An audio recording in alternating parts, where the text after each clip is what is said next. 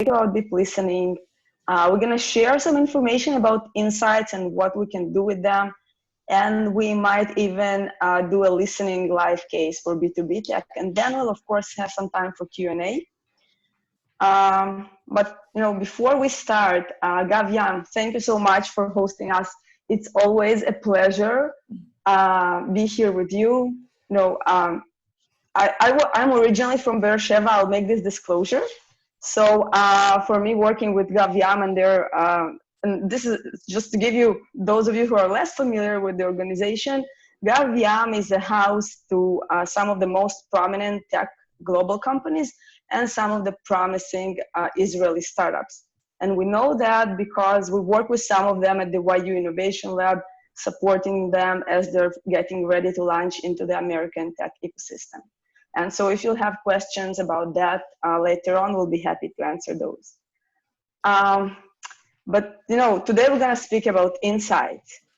And when we were thinking about the topic for this conversation and we decided that we're going to talk about insights, I was watching this movie on Netflix.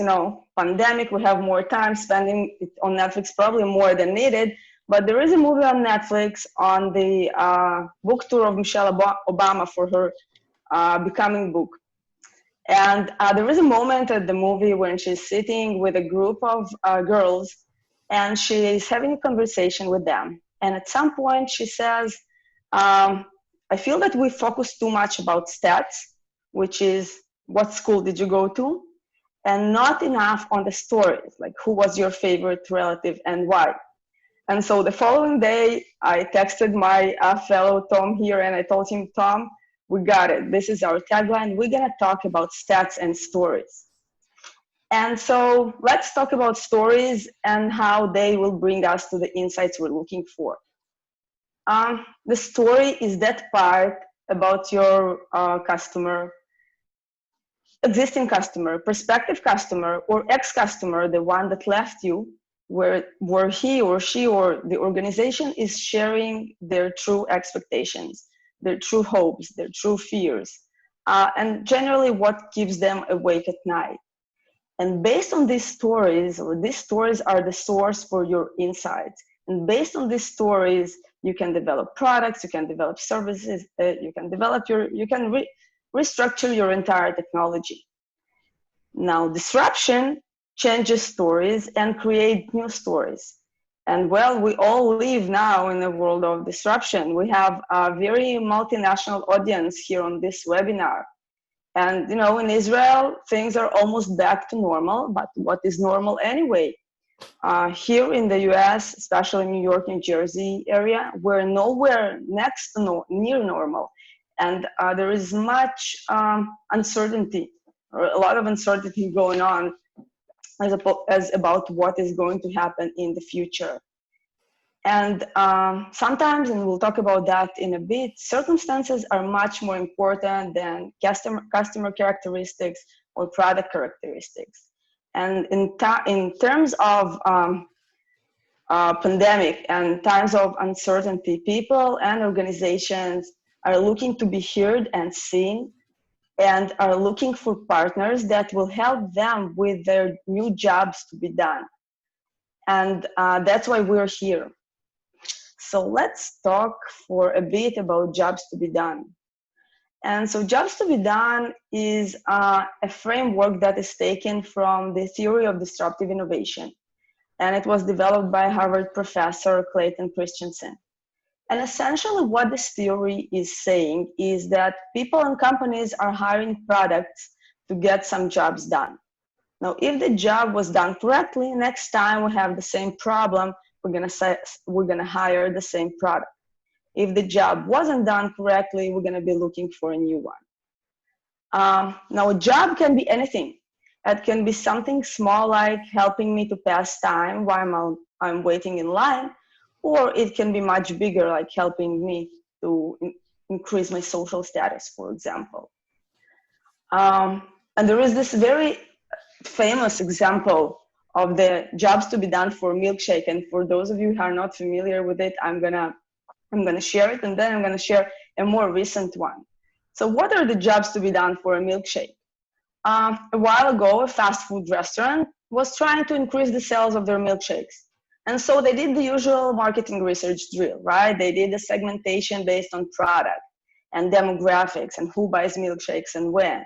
And then they developed the product features and the texture and the flavors and the thickness. But it didn't affect the sales. And then they decided to apply the jobs to be done framework. And they tried to understand what job was the milkshake actually hired to do for the customers. So they observed the customers and then they spoke with them. And what they found out is that 40% of the people who bought milkshakes were doing it in the morning while commuting to work. And they also found out that the milkshake was essentially hired to replace a bagel or a donut or a breakfast. And it was relatively tidy and filling, and it gave customers something to do while they were commuting. Eventually, the company, based on those insights, it developed a new line of milkshakes that were thicker and more interesting in terms of the texture, and basically based on the insights, they were able to shift their strategy for their milkshake line. Now let's put milkshakes aside and take another example. Now it's afternoon in Israel, it's morning in the US, we're talking about food. We're in the era of pandemic, right? Or we're living through a pandemic and everyone is baking. Recipes for bread and pastries are shared in New York Times, those are shared in social media, those are everywhere. And the sales of baking related products have increased by over 700% during the last several months. Now, if you're in the business of baking, you can tell yourself, well, that's amazing. I should increase my manufacturing capacity, maybe improve my sales, and I'm good. Or you can tell yourself, well, what job is baking hired to do? What job is flour and yeast and baking powder are doing for people? Are we hired to save people money because it's cheaper to bake your own bread and people are staying at home and they're just consuming much more food? Are we hiring baking to relieve anxiety because baking helps people to relax? Or maybe are we people hiring baking to have a more meaningful and active engagement with their children? Now, understanding the job that you're hired to do is a key to designing a winning strategy. Because if we'll follow the baking example, if you find out that baking is hired to increase engagement with children, you can develop a new product line, you can develop content of recipes that will be child friendly, you can create your own new social media strategy. There's so many things you can do once you have these insights. Now, so far, so good, right? But who needs insights when we have data? Why do we need theory when we can use predictive models? And we live today in the era of big data. We have online tracking tools and data mining and predictive analytics. And who needs to listen when we can essentially watch and track everything? And I'd almost agree with this statement, except of one or maybe two things. And the data is very often will tell us what happens. People are baking more. The sales of baking products are increasing. But this kind of data is less likely to give us the reason why people are baking. So what is beyond the correlation between baking and pandemic? And in fact, the sweet spot is a combination that comes when we combine big data and qualitative insights. It's a combination between the what happens and why it's happening. And so imagine you could be this butterfly on the virtual wall, and you could listen to the conversations your customers, prospects, or ex-customers are having, and what jobs they need to get done, and what they wish would happen. So that's deep listening, and that's the methodology that my colleague Tom is going to introduce to you in a bit. Deep listening is essentially a combination of big data and qualitative insight research. And so at this point, Tom Cannon, who is an expert in marketing research and strategy and deep listening, and he's done some amazing and remarkable work getting insights out of deep listening, will take you on a journey to deep listening, and we'll take some questions in the end. And so, Tom, this virtual Zoom stage is yours now. Thank you, Maria. Can everybody hear me all right? As Maria points out, that the opportunity exists for us to have both, and we're going to make the case for not only the requirement, the imperative, during and beyond pandemic and elsewhere, for deeper and fresher insight, but a way to have both, a way to get both. And traditional research, and we've been doing it for many years in many regards, in many categories, in many markets. And the way it's designed, qualitative and quantitative research, whether it's surveys, whether it's focus groups, are almost all about the what. There's a famous book that was just published a couple of years ago called Everybody Lies by a Googler who got at this idea of the real truth behind insight, behind desire, human need, is hiding in between what they search for rather than what they respond to when you ask them in surveys. And it's a very interesting insight that he brings to the table, and that why. So if our surveys and our qualitative focus groups are about getting, what did you do, or what do you feel, or what do you want, or what do you even believe, and people respond. But if we just watch, Maria said a very interesting and powerful word there when she referred to this idea, observe.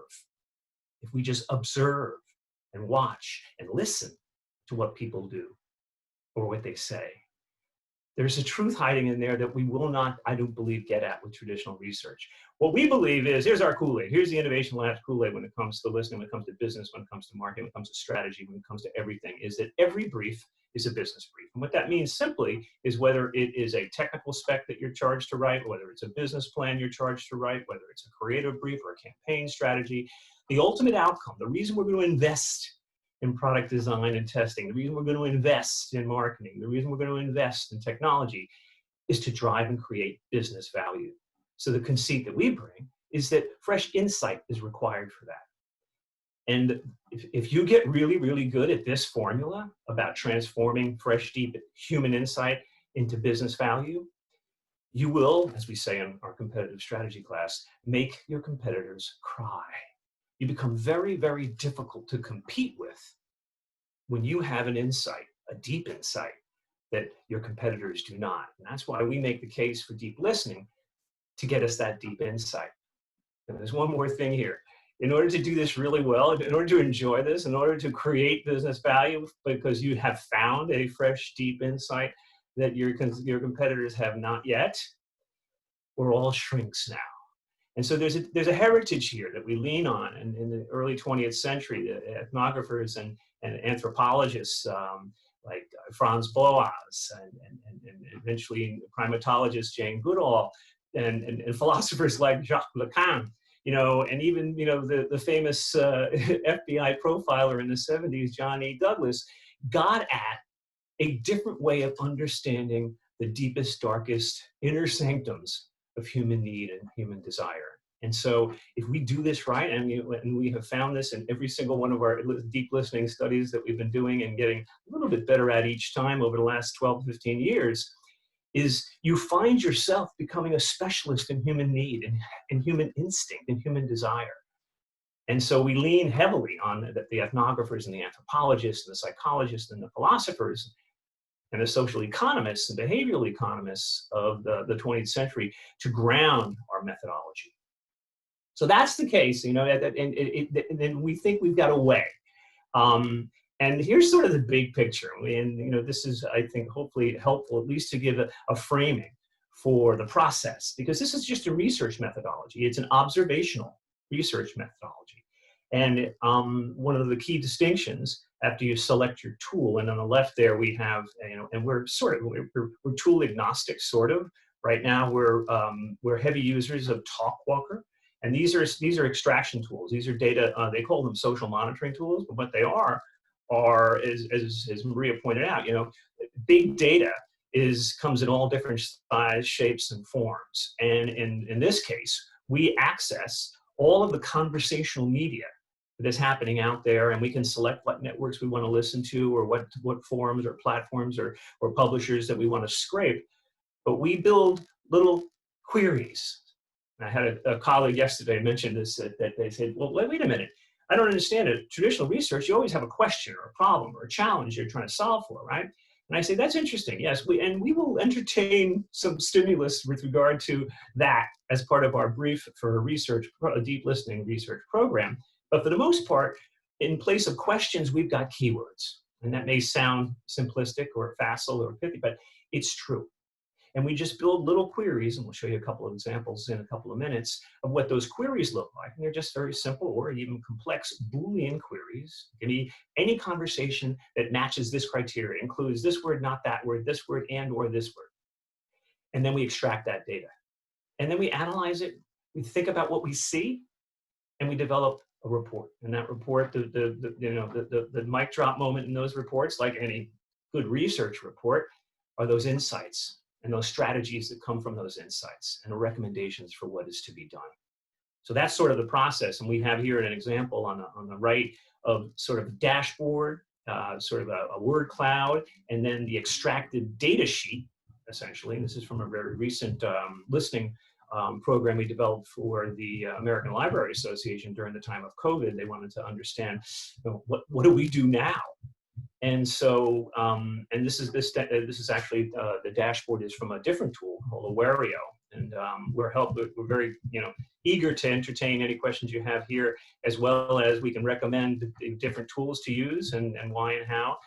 But we're really eager to show you how it works when you do it this way. When you get at this kind of data and you look at it in a certain way, you get different, deeper, fresher insight. Okay. So here's just a couple of drill down into that big picture to give you a sense of some of the listening we did in preparation for our Gav-Yam webinar with you today. And we thought, well, let's take a look at the cyber world. Let's take a look at security. Let's take a look at InfoSec. Let's take a look at stuff that maybe matters to the people that may be joining us today. And so we built a query, built several queries and tested it. And as you can see here, and this is the tool that we used for this study, TalkWalker, this dashboard on the right shows us the total volume. The interesting thing about this particular quantitative view of this listening data, and again, we're going to look at it through the quantitative lens, and then we're going to dive down where the real truth and the secrets are hiding inside the qualitative analysis of those data sheets. But this gives us a sense of the volume. This gives us a sense of the heat of the conversation around the term, any conversations on Reddit or on forums or on blogs or on Facebook or on Instagram or on Twitter or wherever that meet the criteria of that query. And as you can see, this is what we call a hot sample, because it's got almost 1 million mentions of the conversations that satisfy that query. But out of those 1 million mentions, it's got 21 million comments or shares or likes or upvotes or whatever. And that tells us that there's a lot of engagement going on around those 727,000 mentions.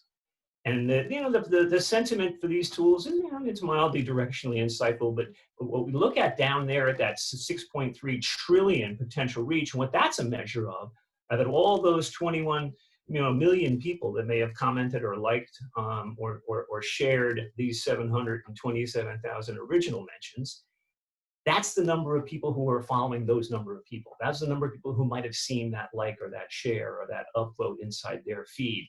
So this tells us we're onto something with the sample. And that's just a 13-month look back. The next level of dashboard or quantitative analysis we can do is demographic. And these tools take a look at all the people, those 21 million and those 727,000 people who were participating in one of those conversations or those tweets or those subreddit threads or those Facebook posts. And it looks back as best it can to figure out who they are. And again, we take this analysis with a directional grain of strategic salt, but it tells us what it helps us confirm that maybe we've got a decent sample that is representative of a potentially important demographic or a potentially important consumer profile. All right, so it skews heavily male, not too surprising, unfortunately, in the world of technology and cyber, at least for now. We look at their interests, and again, it looks back at your browsing history and your search. So it tells us some things about what you're doing when you're not doing your work. But it looks at occupations as self-declared inside your Twitter profile, whatever. And this tells us, okay, maybe we are onto something. The conversation, the people who are participating in these conversations, heavily skew executive management, heavily skew author, writer, entrepreneur, consultant, engineer, teacher, IT professional. So this tells us, again, this confirms for us, and we go through this iterative process of query analysis of the quant before we pull the trigger and download these data sheets and go into deep analysis. And this word cloud over here tells us, okay, this is the conversation. These are the most frequent terms that are occurring in the sample. And we could drill down directly through one of these phrases or terms and pull a data sheet from that and look at all the conversations beneath it. Or we can continue on and say to ourselves, okay, well, let's look and see who the influencers are that are driving these conversations, that with the most mentions, with the most engagement, with the most volume, with the most reach. This can be interesting if part of our insights are going to be used to inform an influencer go-to-market strategy. We have a list here of the people that are leading potentially germane conversations about stuff that matters to our business. So maybe an insight about who these influencers are and who they influence and how can inform our go-to-market strategy. And in a world where many of the startups that we work at the Innovation Lab don't have, big fat advertising budgets to bring their products to market, being able to understand how to organically drive recommendation, influence, awareness, discovery, share, critical outcome of our strategic product, and getting fresh insight about that from an influencer standpoint can be very, very, very key. And then the last slide here is just what the sample starts to look like through the lens of the tool. But what we do is we extract it, and we call it listening. But I like to say it's mostly reading and thinking. And what we're reading is these conversations, and what we're thinking, and slowly but surely, it comes to us. 7, 8, 9, 10, 12, 15 hours. Everybody gets a little concerned when I tell them how long this type of analysis takes. It's qualitative analysis. And so the dashboards can tell us some interesting things and confirm that we've got an interesting sample, maybe. But the real insight is hiding between the lines of these conversations. And when we train analysts to get good at this kind of psychography, this kind of ethnography, this kind of anthropology, what we're doing is reading these conversations, and we're thinking about who's having them and what they want, what they need. And what it gives us is a really incredibly deep, sometimes, instinctual sense of the human condition, a very specific corner of the human condition. So that's sort of a really quick thumbnail of the process. We have a tool, we create some queries, we do a big extract, we look at that through a quantitative lens, think about what we see, and then we dive in and spend a week or two analyzing these volumes of conversation. And I tell you, you start to analyze those data sheets, and 85, 95% of it is dross or repetitive or spammy or irrelevant. But 7 or 8 or 9 or 10% of it is relevant, and about 5 or 6 or 7% of that is gold. And that's when you know you found something. You found an insight that your competitors maybe don't have yet.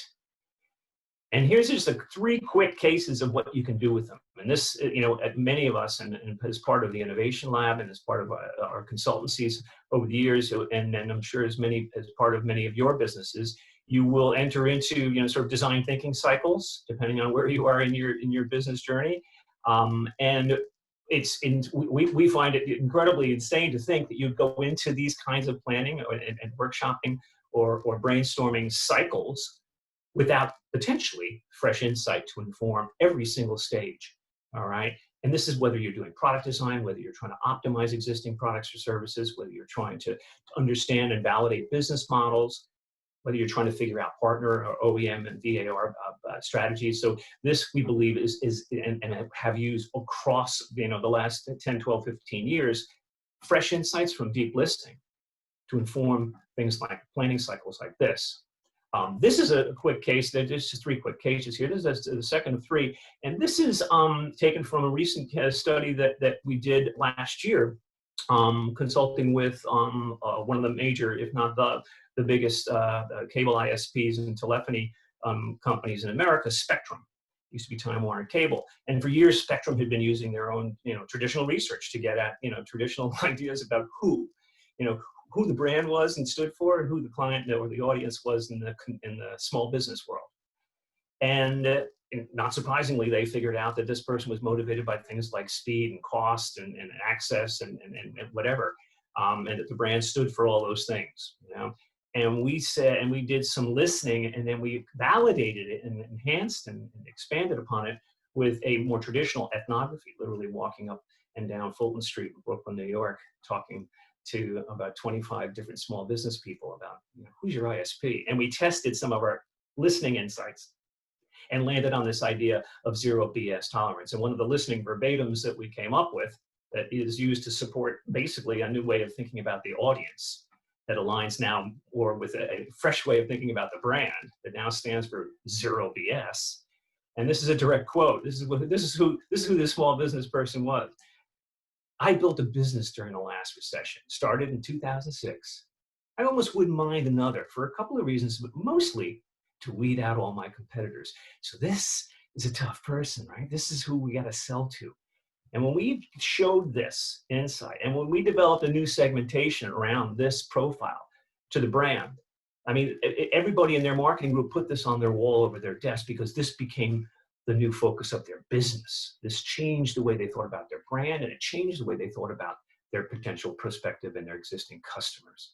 In this last case, again, it is sort of in, hopefully it's on topic for some of our attendees on today's webinar, but this was taken from a year and a half ago, working with one of the large global agencies on a piece of business for SAP, and they had done massive segmentation study, and they had done massive, and we helped them do a segmentation or even 80,000. We fielded an 80,000 global quantitative survey to technologists, okay, to validate their segmentation, and we decided to suggest some deep listening to maybe deepen, freshen the insight about who. And in this case, we came up with 3 unique, but we think very, very, very, very, very, ownable maybe segments, audience types: the knowledge entrepreneur, smart equals rich; the product evangelist, catching bad actors makes me look good; the credible connector, me GitHub a su GitHub, right? My GitHub is your GitHub, bro. Okay, and we developed rich profiles that fit underneath this, and matched and mapped these insights for each of these 3 discrete customer types, prospect types, for the B2B technology.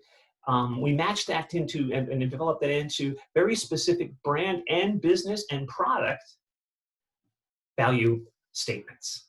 And so this, just really quick way of looking at, how we take some of these challenges and business opportunities for brand positioning or for product design or for segmentation and audience profiling. And without starting with a question, just starting with some keywords, diving into the ecosystem of the conversation.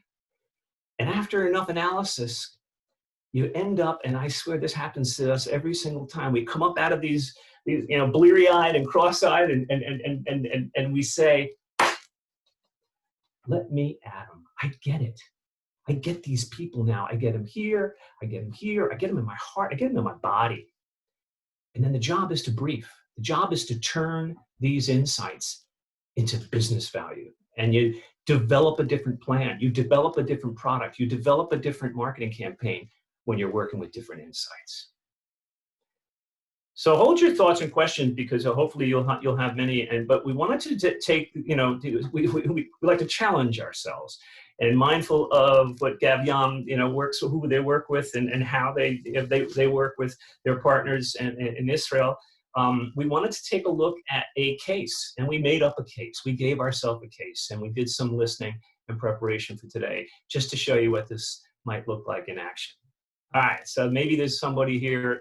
I don't know if there is anybody attending today from Microsoft Azure, but if there is, pardon us for presuming, but here we go.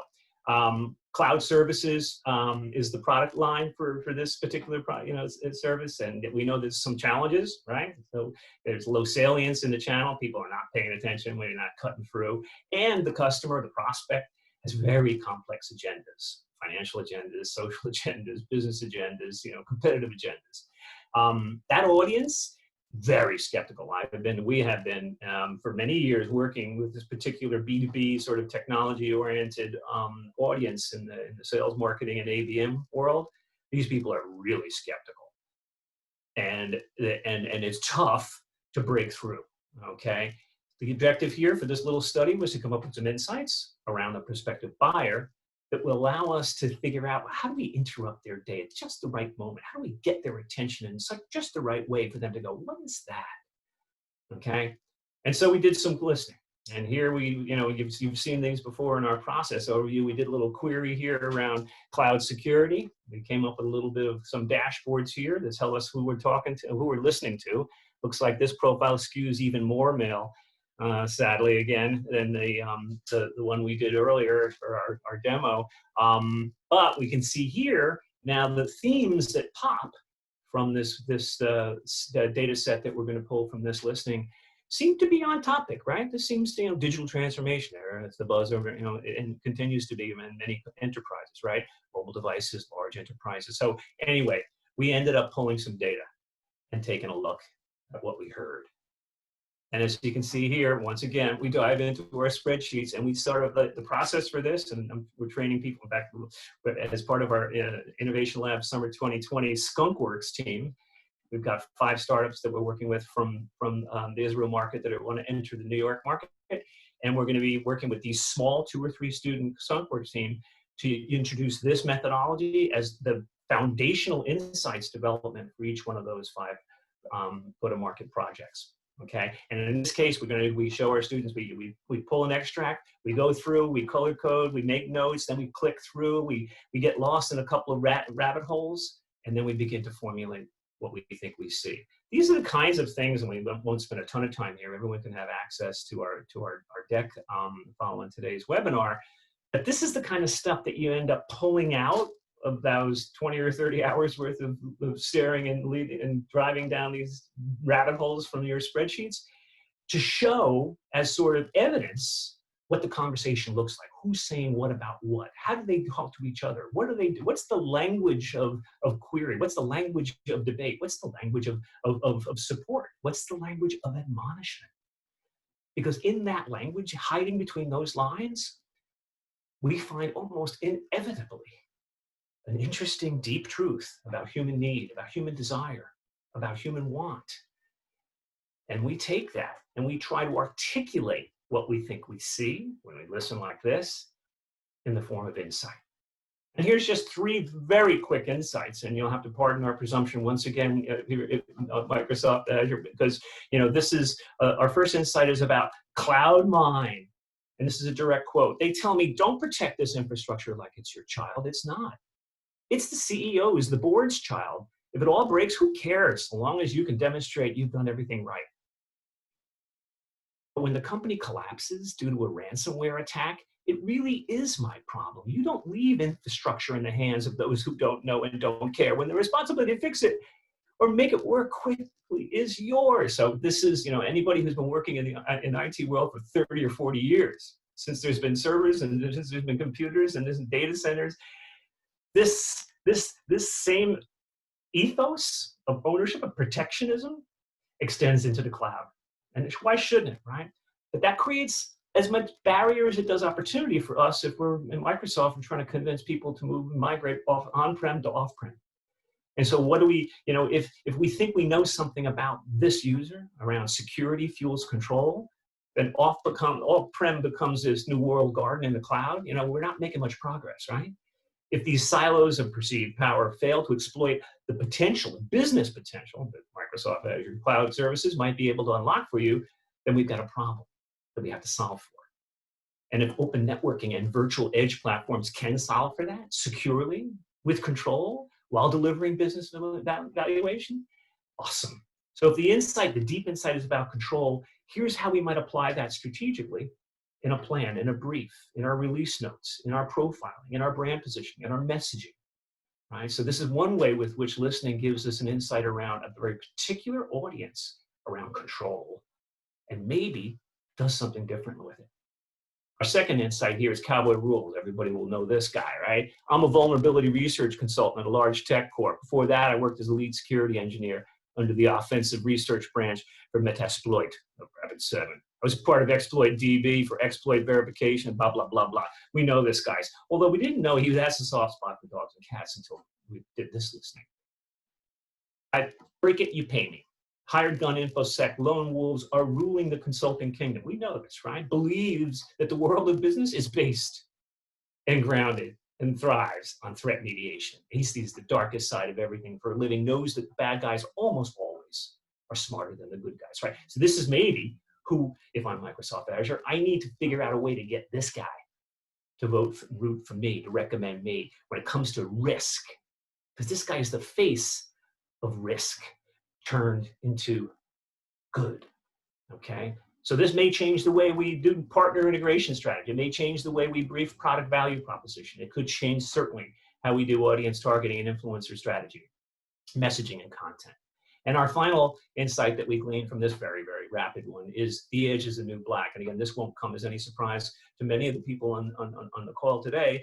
But if you know what's happening now is that, barely do we have a chance to say, oh, that, the cloud is the new, site, that to say that, well, actually now with the Internet of Things and 5G and distributed networking and all these things, that the edge is actually where the action is. We don't have to suffer latency. We don't have to suffer transfer. We don't have to, things are happening out there now. And what do we do with that? If the internet has shed its core and decentralization, it's not about blah, blah, blah, blockchain anymore. Well, that's interesting, right? That's powerful. If we know that that's what many of both our investors are thinking, as well as our potential business owners are thinking, and we're trying to sell cloud services, well, any insight we have about the value of that can be used to understand how to brief different ways of thinking about value for them.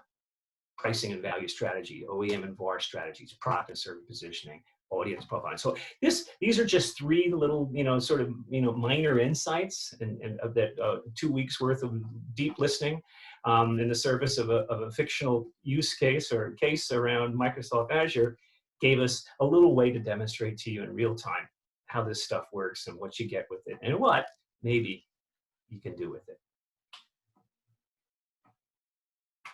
So that is a decidedly breathless take on the process of deep listening. We would love to open it up to questions. And I think, has anyone been putting things into the chat box either here or on Facebook Live? Yeah, we have a couple of questions, Tom. So that was great. That's a good one. How listening is being used in electoral politics and campaigning? Mm-hmm. Oh, wow. Want to take this one? I'd love to. November 2020 is coming. This is very, very good. I have I started out in the world of marketing, working in the world of nonprofits in what they called persuasion and direct response down in DC.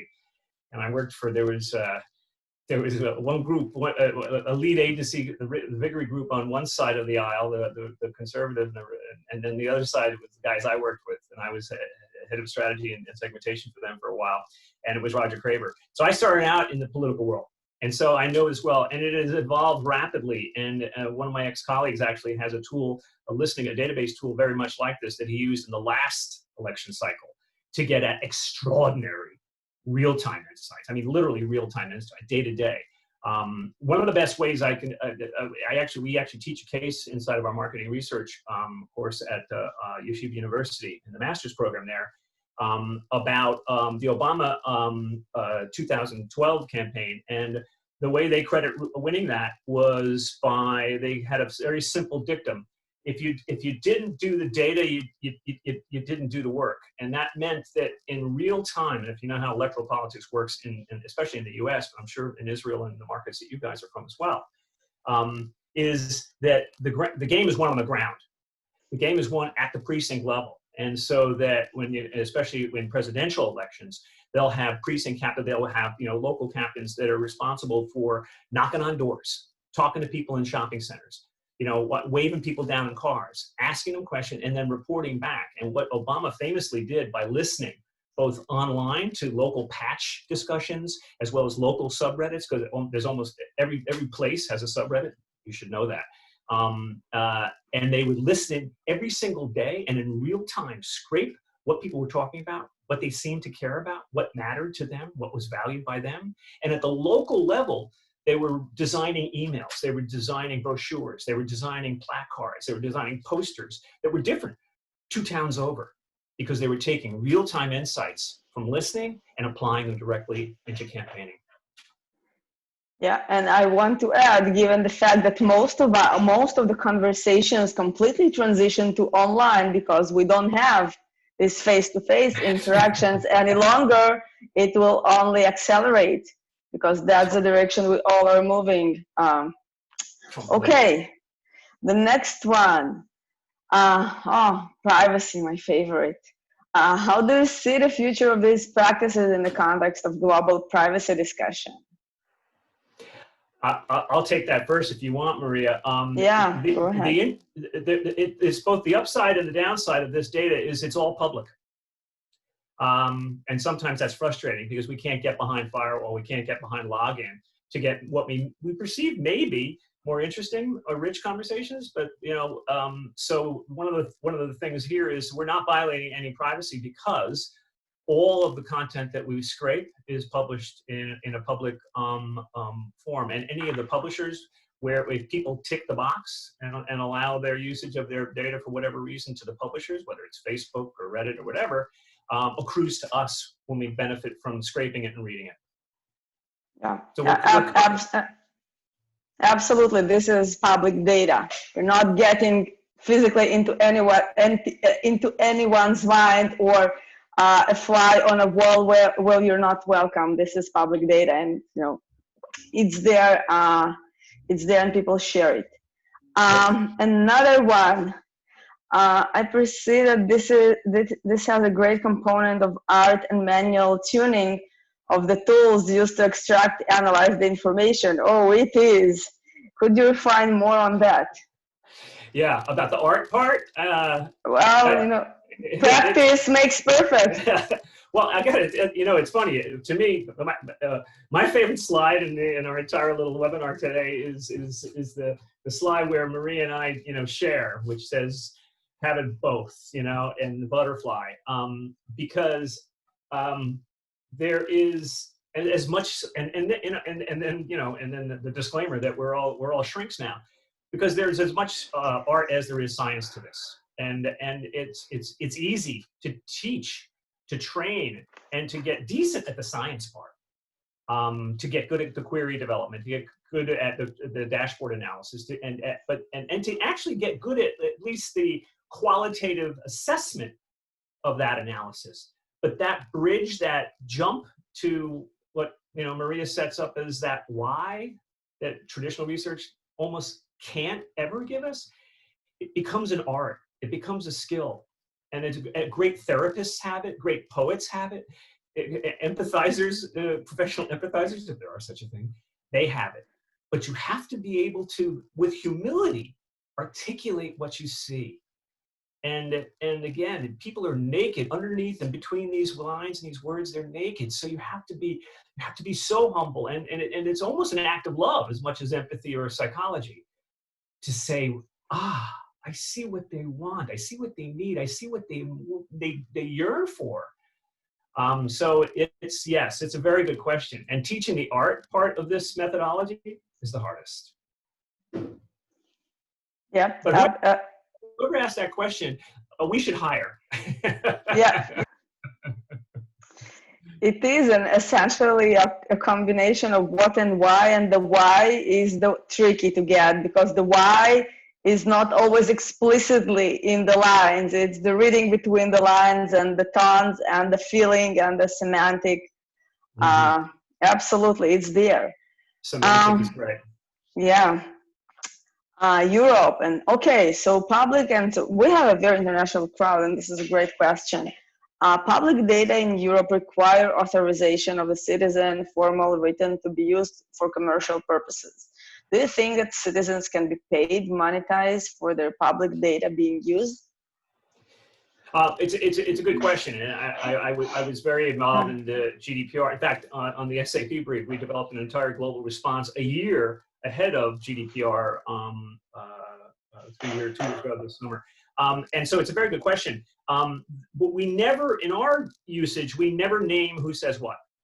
And you'll notice in our verbatims, we anonymize by design.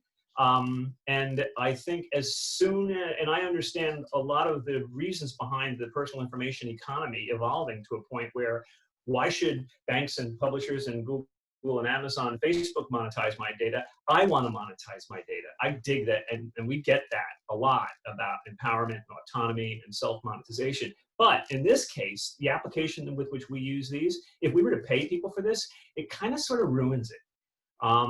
Again, if you're paying, it's just like, the Yelp reviews that were exposed a couple of years ago. When there's monetary incentive in what you say and where you say it and how you say it, it contaminates the sample, we think, heavily. So we never ever name the people who say what they say, and therefore we wouldn't open ourselves up to pursuing that potential avenue. But I get the question. It's actually a very strong one. Yeah, to add to this, adding monetary compensation transitions it in a sort of more traditional market research where people are being compensated, and then very often you'll get people who will answer questions the way they think they are expected to answer, and you'll get into multiple biases, and you essentially will not be able to get the deep insights you get when people are having their honest conversations, speaking about their pains, their thoughts, their hopes, their dreams. I think that this is the essence. Once you're adding the monetary transaction, it shifts the conversation into a business conversation than a social one. Bingo. Okay, we have another one. Are you familiar with Palantir capability in listening? Who are the leading global players in listening? I think you even had a slide on that, right? Yes, in fact, what we can do is, without causing whiplash, and I assume you mean the tools, these four that we mention here are a decent sample of the top tools. They're not cheap. Talkwalker, Brandwatch, and Sysomos, which was just acquired by Meltwater, they can run a typical brand or business that wants to license their platform, several thousand to more a month. So they're not cheap. Awario is one we just began to play with. In fact, that's what this dashboard is here for the American Library Association, because they had very little money, and we wanted to make a recommendation for something they could use that was not as expensive. So it doesn't get you the depth or the breadth of the types of data that we can extract through these big tools, but it's a good question, and it's a huge problem because just to try these out, there's free trials, but to use them on a routine basis, like we do and like we recommend all our partners do, it's not cheap. One of the ways, what we call DIY, is you can open up DuckDuckGo, which I recommend you switch to, and search for Reddit space security, Reddit space edge computing, Reddit space library open, and you will go immediately to a bunch of subreddits that have conversations that may be interesting, and you can do this for free using your search tool. Or you could say Facebook space security, and you can find Facebook conversations that way too through your search tool. So that's the DIY way. The tools way can be expensive to get at the best data. Yep. Agreed. I don't see any more questions. So if you do have, please type the questions in the chat or on our Facebook Live option. I had one. Yeah. Can you hear me? Yep. Yeah. So my question was these data extraction tools. I hope the data source of these would be Twitter, Facebook. Is Instagram also one of the data source? Oh, it's a good question. Who's asking that? Is that Abhishek? Yeah, that's right. I'm Abhishek. It's a good question, and what we've decided is, if we had a second or so, we could do this. So this, can you guys see my screen? Yeah.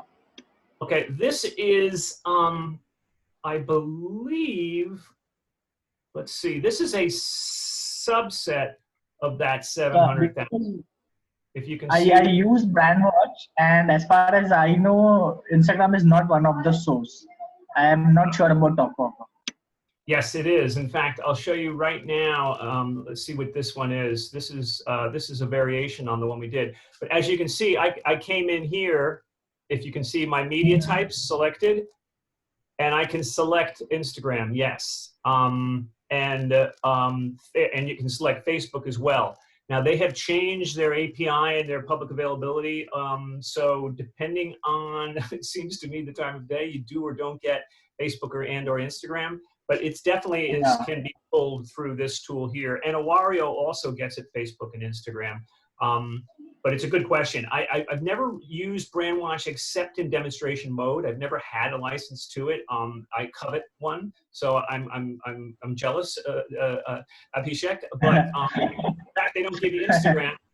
I'm sorry, but I'll tell you this though. Depending on the category, if you're in fashion or you're in luxury or you're in spirits or you're in things like categories like that, Instagram conversations can be interesting. But Instagram doesn't have a lot of conversations. And so especially in the business category, it usually is not that important. You can do some interesting image analysis from Instagram, and this tool, like other tools, will allow you to select images and then begin to look at that. And then you get into what we call a little bit like sort of a reverse engineered metaphor elicitation method, which is also another emergent research methodology. But yeah, Instagram can be selected here. I included it here, but I didn't have to. Oftentimes what I will do, if I just want to get to the conversations, the rich conversations, especially in a category like this, I will go right to only forums. And then you'll see that I'll get a much smaller set while this goes out and re-scrapes.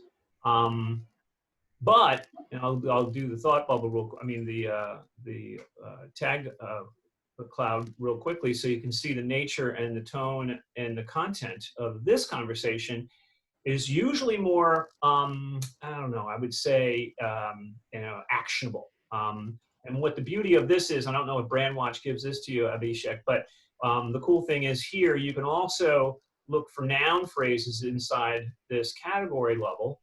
And oftentimes this will help us cut to the chase when it comes down to drilling into the content itself, especially once we select just forums, which will give us tech forums, will give us Reddits and things like that.